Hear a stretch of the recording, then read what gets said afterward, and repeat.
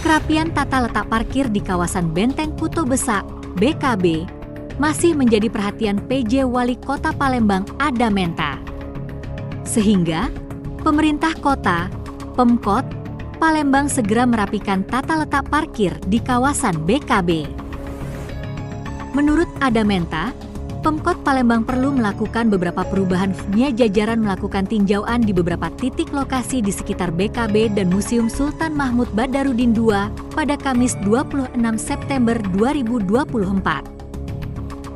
A Damenta menuturkan, tinjauan hari ini mencoba untuk merekayasa ataupun simulasi bagaimana penataan parkir supaya lebih tertib.